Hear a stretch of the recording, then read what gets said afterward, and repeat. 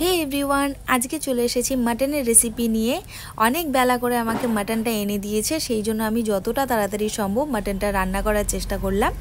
আমি মাটনটাকে খুব ভালো করে ধুয়ে নিয়েছি আগে। তারপর আমি মাটনের মশলার জন্যে এখানে নিয়েছি পেঁয়াজ কুচোনো। পেঁয়াজটা আমি বড় বড় করে কুচি করেছি কারণ মিক্সিতে দেবো বলে।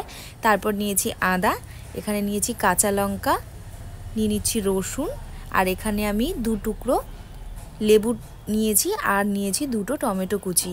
আমার ঘরে দইটা শেষ হয়ে গেছে বলে আমি ম্যারিনেট করার জন্য লেবুটা ইউজ করেছি, আপনারা চাইলে এটা স্কিপ করতে পারেন। এরপর আমি মিক্সিতে এই কাটা মশলাগুলো দিয়ে দিচ্ছি, পেঁয়াজ কুচোনো, আদা, রসুন আর লঙ্কা। টমেটোটা আমি আলাদা পেস্ট করি, কিন্তু আজকে এই টমেটোটা আমি একসাথেই দিয়ে দিচ্ছি। তারপর আমার বরকে আমি বললাম ঝটাপট মিক্সিতে আমাকে মশলাটা করে এনে দাও, যাতে টাইমটা কম লাগে। তাই ও গিয়ে আমাকে ঝটপট করে মশলাটা করে এনে দিল। মশলাটা আমার রেডি। তো এরপর আমি একটা বড় পাত্রে ধুয়ে রাখা মাটনটা নিয়ে নিচ্ছি, আর এর মধ্যে দিয়ে দিচ্ছি লেবুর রস। আমি বড় একটা পাত্রে নিয়েছি যাতে মাটনটা আমার ম্যারিনেট করতে সুবিধে হয়। পেস্ট করা মশলাটার মধ্যে আমার মনে হয়েছিল যে পেঁয়াজটা একটু কম হবে, তাই আমি আরেকটু পেঁয়াজ কুচোনো এর মধ্যে অ্যাড করে দেব।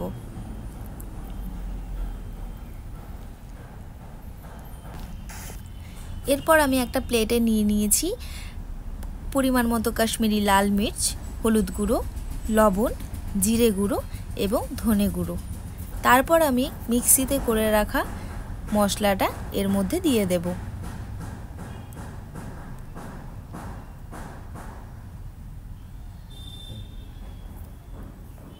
এরপর আমি দিয়ে দেব সর্ষের তেল। ভালো করে এটাকে ম্যারিনেট করে নেব। আমি এটা হাত দিয়েই ম্যারিনেট করছি আমার সুবিধের জন্যে।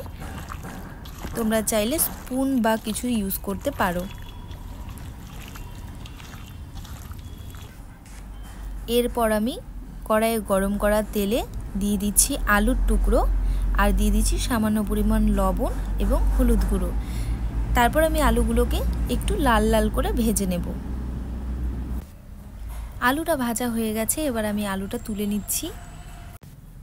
ফোড়নে আমি দিয়ে দিচ্ছি গোটা দারচিনি, কয়েকটা গোটা এলাচ এবং লবঙ্গ, 2টো শুকনো লঙ্কা, আর দিয়ে দিচ্ছি সামান্য পরিমাণ গোটা জিরে। ভালো করে গোটা মশলাগুলো ভেজে নিয়ে এরপর দিয়ে দিচ্ছি ম্যারিনেট করা মাটনটা।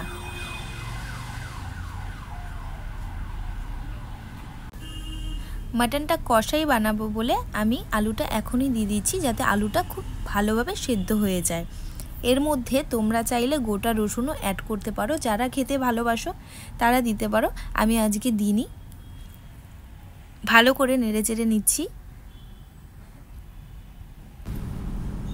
এভাবেই ভালো করে নেড়েচেড়ে মশলাটা কষিয়ে নেব। আজকে পুরো রান্নাটাই আমি কড়াইতে করে নিচ্ছি। প্রেসার কুকার ইউজ করতে আমি ভীষণ ভয় পাই, সেই জন্যই।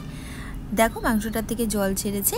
এবার আমরা মিডিয়াম আঁচেই এভাবে মাংসটাকে খুব ভালো করে কষিয়ে নিচ্ছি। মাংসটা রেডি হয়ে গেছে। আমার বরের খুব জোর খিদে পেয়ে গেছে বলে আমি তাড়াতাড়ি করে ওকে নামিয়ে দিয়ে দিই ভাতটা। তো কেমন লাগলো তোমাদের জানাবে সবাই প্লিজ।